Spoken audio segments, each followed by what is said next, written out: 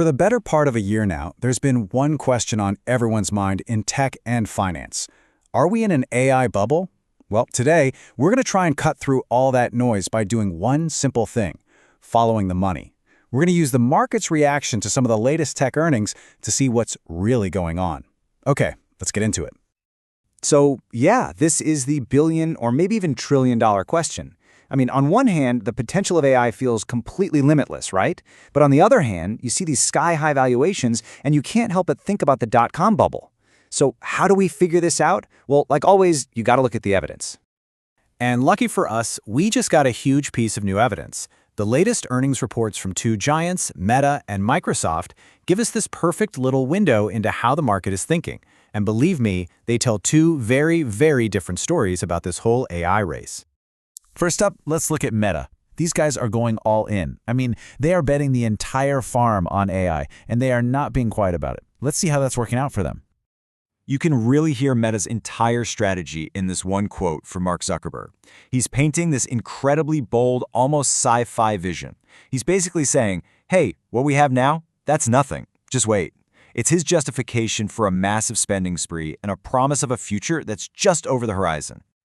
And here is that spending spree summed up in one number. Meta is planning to spend up to $135 billion on capital expenditures. We're talking mostly massive data centers to train and run AI models. To put that in perspective, that's nearly double what they spent just last year. It is an absolutely mind-boggling commitment. And this is the key part, they are actually backing it up with results. 24% revenue growth year over year is huge, and it completely blew past what the analysts were expecting. And you know what's driving a lot of this? Their ad business, which is already getting this huge boost from their new AI-powered recommendation systems. And this was the market's verdict. Even with all that while spending, investors absolutely loved it. The stock shot up 8% in after-hours trading. So you see the pattern here, right? A bold vision, massive spending, but it's all backed up by real, tangible results. Okay, so now let's switch gears and look at our second case study, Microsoft. They represent a much more cautious, kind of measured approach to this whole AI boom. Microsoft CEO Satya Nadella's vision is just as big, but he frames it really differently. So where Zuckerberg is all about right now, Nadella is playing the long game. He sees this as a fundamental platform shift, where these new agents are basically the new apps. It sounds less like a sprint and a lot more like a marathon. Now, this number on the surface looks incredible. A $625 billion cloud sales backlog. That's future revenue they've already locked in. But here's the catch. 45% of that, so almost half, comes from one single customer, OpenAI. That means they're super dependent on just one company. And for a lot of investors, that screams risk. And this is exactly what had investors worried. Now look, 38% growth for their cloud division, Azure, is still fantastic, but it's a slight slowdown from before. And right now, in the middle of what feels like an AI gold rush, any slowdown, even a tiny one, is seen as a failure to fully cash in on the moment. And here was the market's reaction. The stock dropped about 5%.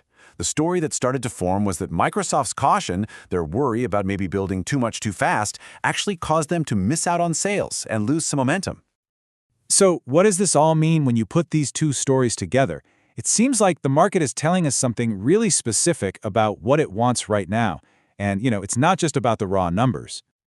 Yeah, let's just put them side by side. You've got Meta, who took the big gamble, massive spending, but with clear, immediate results and this really compelling story about the future. Then you have Microsoft, who played it safer, but their slowing growth and that OpenAI dependency created this negative story about losing steam. So here's the real lesson, right? Investors aren't just rewarding companies for spending money. They are rewarding companies that can prove their AI investment is already paying off. And, maybe just as important, can tell a convincing story about why they're the ones who are going to win. But is this all just about Meta and Microsoft? To figure that out, we need to zoom out. Is the underlying demand for AI even real? Let's go look at the companies that are selling the shovels in this gold rush, the chip makers. And wow, the evidence is just overwhelming. I mean, look at these numbers from memory giant Samsung and SK Hynix. They make the special high-performance memory that's essential for AI. And profits for both of them have basically doubled from this time last year. This is not speculation. This is a direct reflection of absolutely unprecedented demand. And that demand is just crushing the supply. Analysts at Citigroup are forecasting that the cost of DRAM, which is a key component here, is expected to soar by 120% this year alone. I mean, that tells you everything you need to know. It is a feeding frenzy out there. This quote from an analyst just sums it all up perfectly. This isn't just hype. The big tech companies are spending real money on real hardware at a scale we have literally never seen before. We are way off the map here. So, what's the big takeaway from all this? Well, those fears of a bubble are always going to be there, but all the evidence points to a full-on AI gold rush. And in this gold rush, the market is rewarding the companies that move aggressively, show results, and of course, dominate the narrative. Which leaves us with this one final, critical question for every single company in this race.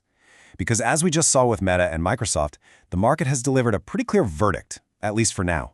In this insane boom, what's the bigger danger? Being too bold or not being bold enough?